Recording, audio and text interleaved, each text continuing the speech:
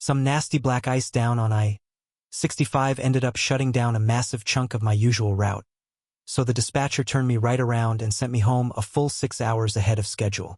I figured it was a perfect opportunity to catch my wife Marlene completely off guard. Maybe even sit out on the porch and just talk like we used to do before our marriage started feeling so completely worn out. To keep the whole thing a surprise, I deliberately parked my Dodge Ram a couple of houses down the block. When you spend your life driving trucks, it just becomes second nature that you don't go rumbling a loud diesel engine right up to a quiet house in the middle of the day. I walked up quietly through the side yard, and that's exactly when I noticed the kitchen window was propped open just about an inch. Right then, I heard her laughing. It was that specific, low laugh she used to save just for me back when we first started dating. I froze right there next to the hydrangea bush, the exact one her mother had planted in the yard the very summer we first moved into the place, and I just stood there listening. A second later her voice dropped down low, and she spoke his name like it was a word she'd already said 1,000 times before. Vance. She took a short breath, and the very next words out of her mouth were the exact ones that destroyed everything we had. She whispered, "Honey, he's honestly just like an old rough draft to me at this point, and it's probably way past time to just toss him in the trash. I just haven't gotten around to doing it yet," she added, letting out another little laugh. Whatever this Vance guy said back to her on the other end of the line, I couldn't quite make out from where I was standing. Then her tone shifted into this incredibly sweet voice, and she said, "Don't you worry about a thing, baby.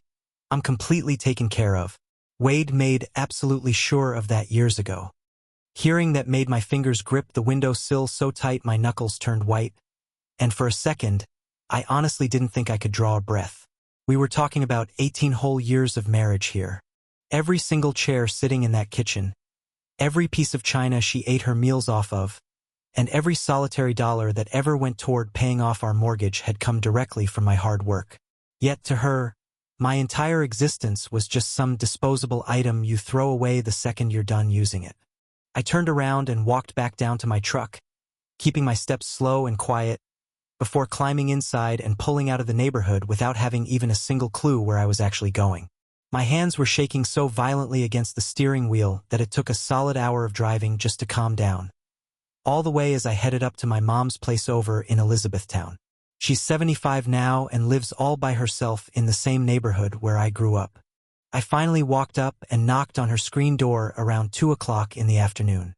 She took one long, hard look at my face, read the situation perfectly, and didn't ask me a single question. She just mentioned she had some pot roast warming on the stove and told me to go ahead and take a seat. Later that evening, I lay awake in my old childhood bedroom. The twin bed felt way too short for me these days, so I just laid there staring up at the drywall while her voice kept playing on a continuous, brutal loop inside my head. A rough draft. Time to throw him out. But out of everything she said, the part that truly chilled me to the bone was that last bit. Taken care of. Wade made sure of that. It took me back to a night just a few years into our marriage when we were standing at the sink doing the dishes, and she randomly asked me what would happen to her if something terrible ever went wrong while I was out on the road. Like if I jackknifed the rig on some icy mountain pass, or suffered a sudden heart attack at a random truck stop out in the middle of Wyoming. Back then, I just laughed it off, told her she had absolutely nothing to worry about, and explained the extra insurance policy I had set up. It was a private deal I paid for out of my own pocket every single month, totally separate from the standard coverage the trucking company automatically provided. The one detail I left out at the time was just how massive that policy actually was. The truth was, with that extra monthly premium in place, if my rig ever went over a bridge tomorrow, Marlene would literally never have to clock into a job for the rest of her life. She would own our house completely free and clear, with a big enough financial cushion to live in total comfort until she was old and gray. Back then, she'd just kiss the back of my neck and tell me what a wonderful man I was.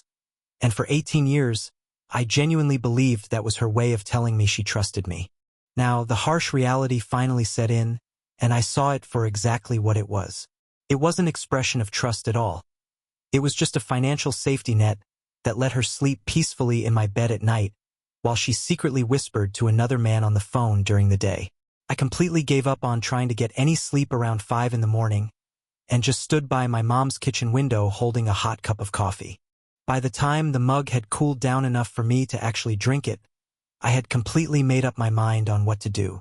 Hank Mosley had been working as my personal attorney for the last 15 years. He's the guy who handles all my LLC paperwork, my business contracts, and all the usual boring legal stuff, but I had never once had to sit down in his office for anything that actually cut this deep. His office is located up on the second floor right above a local bank, directly across the street from Montague's, which is this upscale steakhouse where all the corporate suit and tie types like to take their clients out to eat. I was just about to cross the street and head up the stairs to his office when a glance through Montague's big front window stopped me dead in my tracks. It was Marlene sitting in a booth right up against the glass. There was a guy in his early 50s sitting right across from her, sporting gray hair at his temples and wearing a blue dress shirt with the sleeves rolled up to his elbows. He had his hand resting directly on top of hers right there on the table. Not hidden underneath it, mind you, but right out in the open where anyone walking down the sidewalk could see them. She was laughing that exact same laugh, but I didn't let it slow my stride. I kept walking right past the window, turned the corner, and marched straight up the steps to Hank's office. I sat out in his waiting room for a good 10 minutes just waiting for my hands to stop trembling. The moment Hank finally opened the door and waved me in, he took one look at my face and immediately shut the door tight behind us. I laid out the entire story for him from start to finish. I told him about the open window, the overheard phone call, and the guy she was sitting with in the restaurant booth across the street. He just listened to me the way an old, loyal friend does, completely quiet without cutting in even a single time. Once I finally stopped talking, he leaned back into his leather chair and let it squeak for a moment. "Hold on a second, just listen to me," he said. "You bought that house back during your bachelor days, so it's entirely yours. The business belongs to you, too, and her car is tied directly to a loan in your name. Financially, you are completely solid across the board." He started tapping the top of his desk with a pen. "Now, that extra insurance policy you've been paying into every month? That is a strictly private contract you took out on your own life, using your own money on your own time. Your wife is simply named as the beneficiary who collects the cash if you happen to not come home one day.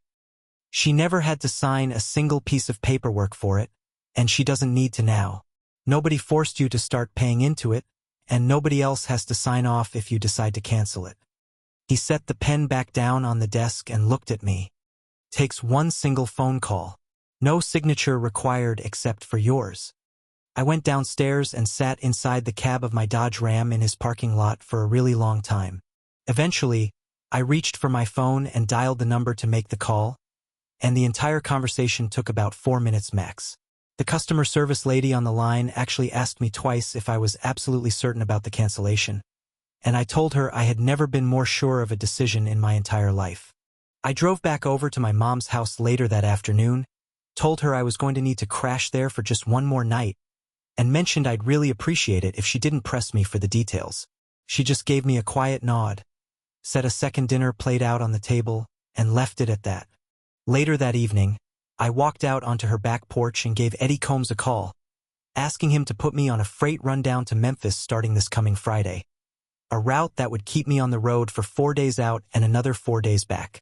He told me he'd get the load taken care of and didn't ask a single question about why my voice sounded so torn up. Eddie's been happily married for 31 years now, so he knew better than to stick his nose into it. The very next morning, I finally drove back to my own house, and Marlene was standing right by the stove when I walked through the door. She turned around to face me, putting on that classic, sorrowful smile she always used, and asked me where the hell I had been hiding out for the last 2 days. I kept my answer incredibly brief.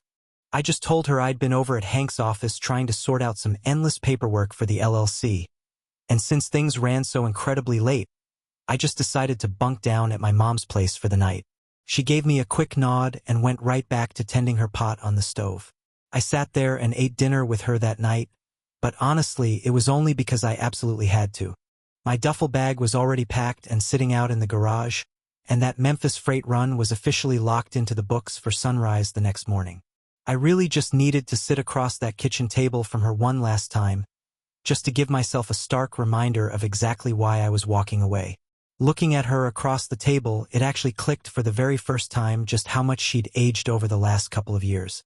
There were these faint lines right around her eyes that I guess I'd never really taken the time to notice before. I started wondering if maybe she'd just been incredibly lonely during those long, brutal stretches when I was out on the highway.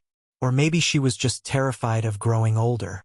Look, absolutely none of that justified what she'd gone and done behind my back, but realizing it kept me from completely hating her. I wanted to walk out of this marriage with clean hands, not carrying a heavy chest full of bitterness. We were about halfway through the meal when she completely caught me off guard and dropped a bombshell. She brought it up so casually, too, like she was just talking about cleaning out the rain gutters or something. Out of nowhere, she goes, "I think I might go sit down and talk with a financial planner sometime this month. Just to kind of see what the big picture would look like, just in case something ever happened to you." In 18 whole years of marriage, she had never once asked me a single question even remotely close to that. I just looked at her and said, "Go right ahead, honey." I told her it actually sounded like a pretty smart move on her part. She just smiled at me and reached across the table for the salt shaker, having absolutely no clue that the something she was talking about had already taken place the afternoon before. When Friday morning finally rolled around, the day came in incredibly slow, gray, and heavy. The clock on the kitchen wall read exactly 5:30 a.m., and the only real light in the whole room was that little bulb shining down over the stovetop. Marlene was standing by the counter in her bathrobe, still half asleep, pouring coffee into that specific blue mug she always likes to use. I walked into the room with my gear bag slung over my shoulder and set it down right by the front door without uttering a single word. She glanced back over her shoulder and gave me that familiar, sleepy morning smile, wanting to know exactly how long I was going to be out on the road this time. I didn't bother answering her question. Instead, I just stood there square in the doorway, staring at the woman I'd been married to for nearly 2 decades, and waited until she finally stopped what she was doing and really looked back at me. Then I said, "Marlene, that extra monthly insurance premium I pay out of pocket, the one I told you about all those years ago while we were standing right here doing the dishes? I officially canceled it on Tuesday." The mug stopped dead in its tracks, frozen halfway to her mouth. I kept my voice completely flat and steady. Whatever blinding anger I'd been holding on to had completely drained out of me somewhere along the drive home from Hank's office. All that was left inside me now was just a deep, heavy exhaustion. I looked right at her and said, "I'm sure as hell not going to keep paying out of my own pocket just to provide peace of mind for a woman who's running around with another man. If something happens to me out on that highway from here on out, it's officially not your problem anymore. You can go ahead and run along to Vance now. He's the one covering your back." The blue mug came down on the kitchen counter without making a single sound. Her mouth opened, closed, and opened right back up again, like her brain was desperately scrambling to find a single word that just wouldn't come out. I reached down and picked my bag back up. "I heard you through the kitchen window on Tuesday, Marlene. I heard every single word of it. And I heard him, too." Every last drop of color drained right out of her face before she could even attempt to speak. She reached blindly behind her, gripping the edge of the counter like she desperately needed something to hold her upright. Wait, please," she stammered. "You don't understand what was happening." By that point, I already had my hand firmly on the doorknob, and I turned around to look at her one final time. "I understand things completely fine," I told her.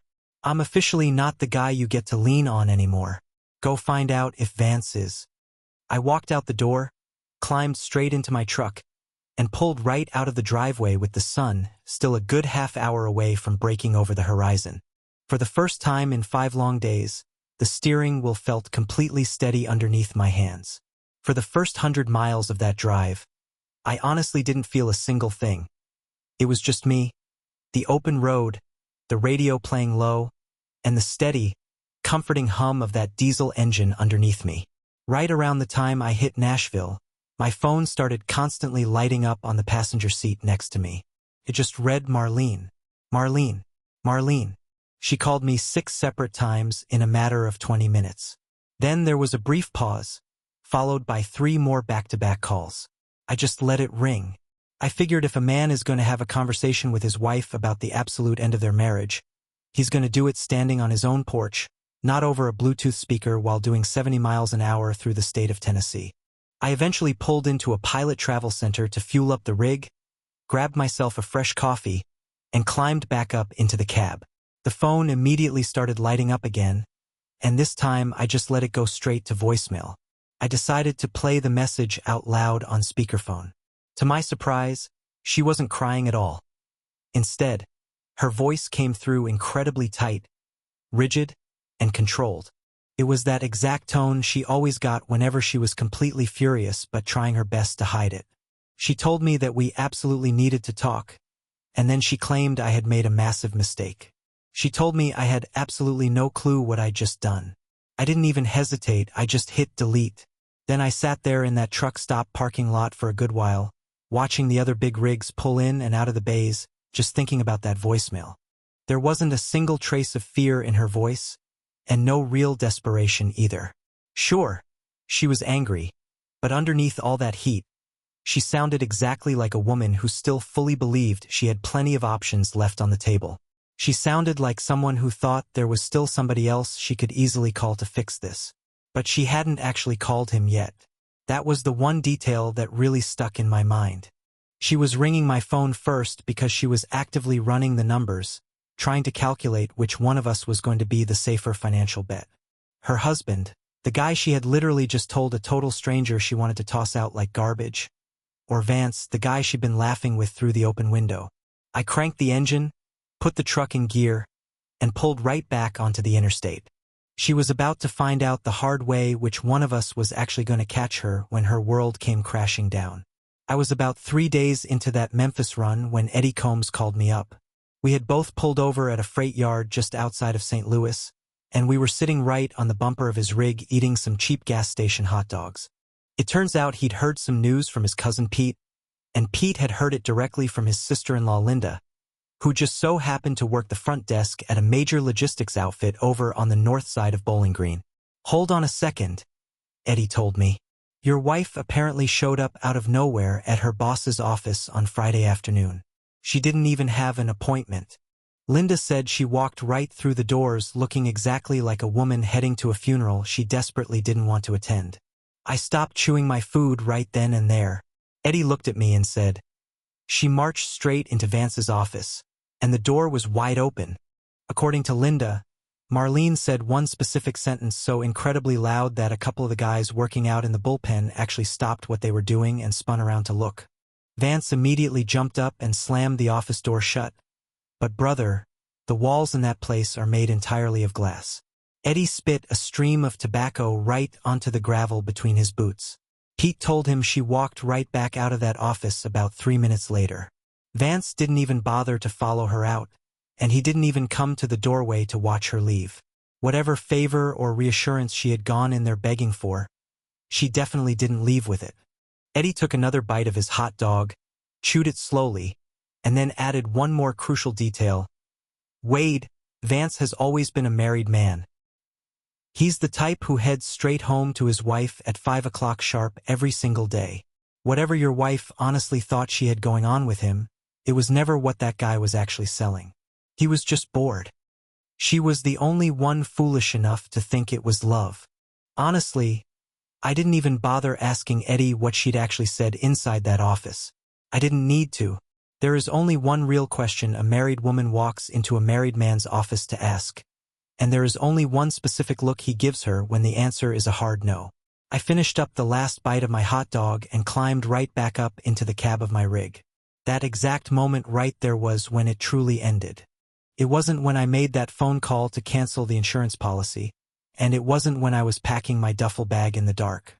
The real turning point was the exact second she ran to Vance for shelter, and Vance completely refused to catch her. That was the exact moment the entire roof finally came crashing down on top of her world. I drove the remaining miles of that route in total heavy silence. When I pulled into a rest stop just outside of Little Rock, I called Hank up and told him to go ahead and draw up the official divorce papers, have a courier deliver them straight to the house, and give her exactly 1 week to sign everything quietly. I told him if she didn't, the lawyers were going to get incredibly loud. Hank assured me the envelope would be sitting right on her kitchen table first thing Monday morning. I finally rolled into Memphis around dark on Sunday evening and managed to get 8 hours of solid, uninterrupted sleep at a motel I've been using for years. Come Monday morning, I turned the rig around and started heading back home. Around noon, I pulled into a truck stop just outside of Jackson to top off my fuel tanks. Standing right at the pump next to mine was this young driver. Couldn't have been more than 25, with the hood propped open on a beat-up old Kenworth. He was absolutely losing his temper, screaming into his phone at whoever was on the other end. Dispatch by the sound of it, and he looked like he was about 2 seconds away from putting his fist straight through his own front grill. I finished fueling up my truck and walked right over to see what was going on. I just asked him what kind of trouble he was dealing with under there. The kid looked up at me. Then his eyes drifted over to the company name printed on the door of my Dodge Ram. Bell Holling, Bowling Green, Kentucky. The second he read it, the entire expression on his face completely shifted. Wait a second, are you Wade Bell? I just gave him a quiet nod. He told me his uncle ran a small trucking outfit out of Owensboro, and his uncle had always told him that if he ever broke down anywhere within 500 miles of me, my name was the exact one he needed to call. I leaned under that hood and had the whole thing diagnosed in about 5 minutes flat. It was just a faulty fuel solenoid, which is a textbook problem on those older model trucks. I pointed him toward the closest repair shop down the road that could swap out the part for him that same afternoon. He pumped my hand twice, thanking me and calling me sir. I climbed back inside my truck and pointed the hood east, heading straight toward Bowling Green. For the first time in a whole week, I actually felt like a man with a real name and a purpose again. I finally rolled into Bowling Green on Tuesday afternoon and drove straight to my house. Marlene was sitting right there on the front porch step, looking like she'd been waiting out there for a really long time. She had visibly dropped a lot of weight in just 5 days, and her hair was a complete mess. Looking through the screen door behind her, I could see Hank's manila envelope resting right there on the kitchen table. It was just sitting there, fully signed. I didn't even bother walking up the porch steps. I just stayed down on the concrete walkway with my hands jammed deep into my jacket pockets. She started pleading with me before I could even open my mouth to speak. She begged for my forgiveness, desperately calling the whole thing a massive mistake. She claimed Vance meant absolutely nothing to her, that the entire affair was nothing, and promised me she'd already cut it off completely. She swore up and down she would do absolutely anything if I would just give her one more chance. I just stood there and let her run through the whole speech. I figured I owed her at least that much after all the years we'd spent together. When she finally ran out of words, she just stood there with her arms tightly wrapped around her own torso, breathing heavily. I looked at her and said, Marlene, just sign the papers by Friday, and we can keep this entire thing quiet. If you don't sign them, we go to court, and I promise you, court is going to get incredibly loud. A faint, broken whisper came back from her. Wait, please. I took 2 steps back toward my truck, but then something made me stop in my tracks, and I turned back around to face her. I heard you through that open window, Marlene. You called me a rough draft, and you told that man I had you taken care of for the rest of your life. Those were your 2 absolute biggest mistakes. She couldn't even bring herself to meet my eyes anymore. And you went straight to him on Friday afternoon, didn't you? And he wouldn't even come to the doorway to face you. Honestly, she didn't even have to say a word to answer that one. Her entire face did the talking for her. She gave this sudden flinch, dropped her eyes straight down to the porch boards, and let out this tiny, choked noise in her throat that sounded like the start of a word she just couldn't finish. I climbed back into my Ram and backed right out of the driveway. She didn't try to follow me, and she didn't shout after me either. She just collapsed right back down onto the porch step like all the bones had suddenly gone clean out of her legs. She went ahead and signed the official papers first thing Wednesday morning. I stayed over at my mother's place for the rest of that week, eating her home-cooked meals, sleeping in my old childhood bedroom, and keeping my mouth shut. And true to form, she never pressed me for a single detail. By Friday afternoon, the divorce was officially filed and finalized. By Saturday morning, I had the house listed on the market. I just couldn't bring myself to sleep inside those rooms for another single night. Think about it. 18 whole years of working myself to the bone to buy things for a woman who was sitting on my very own porch swing, telling another man over the phone that I was just something disposable to throw away. You simply cannot sleep in a house like that anymore. Not after you know the ugly truth. Marlene packed up her things and moved up to her sister Diane's place over in Cincinnati just a few days after she signed the paperwork. Word eventually made its way back to me that she tried calling Vance during that first week, but then she stopped completely. She ended up quitting her job at the logistics company, too. I guess she just couldn't handle sitting out in that bullpen every day, knowing exactly what all her coworkers had heard through that glass wall. As for Vance, well, small towns have a funny way of letting secrets get out fast. His wife Carol found out about the massive scene in his office within a week. From what Eddie told me later on, she'd already been suspicious of him for quite some time and just needed something solid to prove it. 2 months later, she went ahead and filed her own divorce papers. Vance ended up having to rent a tiny one-bedroom apartment sitting right over a dentist's office on the south side of town. Then, late one Sunday evening while I was just sitting out on my mom's porch enjoying a cold beer, my phone started lighting up with a phone number I didn't recognize. I went ahead and answered it. "Mr. Bell," the voice on the other end said. "This is Vance Whitley." I didn't say a word. I just let him sit there in the dead silence. He cleared his throat, and his voice sounded a whole lot older and more exhausted than I'd originally pictured it. "I'm not calling to ask you for anything at all," he said. "I just really wanted you to know that I never, ever meant for any of this to happen." I just let the silence stretch out between us for a long, heavy moment. Then I finally told him, "Mr. Whitley, you really should have kept your office door closed 18 months ago. Because now, both of us have to live with exactly what was sitting on the other side of it." He started trying to stammer out something else, but I just hung up the phone. My next freight run came in first thing Monday morning. It was a route from Cincinnati down to Tulsa, 8 full days out on the road and back. I was up by 4 a.m. with a fresh pot of coffee already brewing on my mom's counter and my duffel bag waiting right by the front door. The Dodge Ram was sitting out in the driveway warming up when my mom came walking out of her bedroom in her robe, standing in the kitchen doorway just quietly watching me lace up my work boots. After a little while, she softly asked me if I was doing all right. I looked at her and told her I absolutely would be. She poured me a hot thermos of coffee for the highway and walked me all the way out to the porch, doing it the exact same way she used to do 20 years ago whenever I'd come home on leave from the army. "Tuesday week," I told her, "we'll do meatloaf." She just smiled at me and said, "I'll have it ready for you."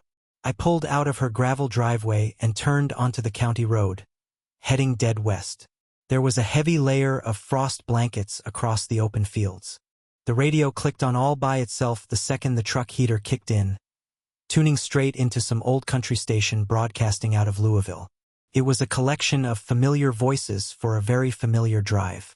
About an hour into the trip, my mind started drifting back to that woman talking through the kitchen window, and I thought about the specific name she had called me. I thought about the man on the other end of her phone call, currently sitting all alone in a one-bedroom apartment over a dentist's office, calling my phone on a Sunday night, desperately begging for a forgiveness I had absolutely no intention of ever giving him. "A rough draft," she'd said. "Predictable. But the honest truth is, being predictable is the exact trait that gets you back home in one piece after 30 long years of driving on the highway. Predictable is exactly what pays off the mortgage, what keeps the lights turned on in the house, and what answers the phone at 2 o'clock in the morning when someone you truly love is in deep trouble and needs help. Predictable is the man you call when things actually matter. Out here on the open road, where men actually show up and do the hard work out here, that was the exact kind of man they called. 18 years. 6 days. One single phone call. And now it's just me and the open road all over again. All of that happened a while back now. The house is officially gone. The paperwork is fully signed, and life has moved forward without a whole lot of extra noise. Marlene left for Cincinnati, and from what I hear, she keeps entirely to herself these days. Vance completely faded out of the picture not long after the whole truth came to light. As for me, I just kept right on driving, hitting the same roads, doing the exact same work, just carrying a completely different kind of weight on my shoulders now. Thanks for the likes, guys. Hit that subscribe button. There are plenty of untold stories just like this one coming your way soon.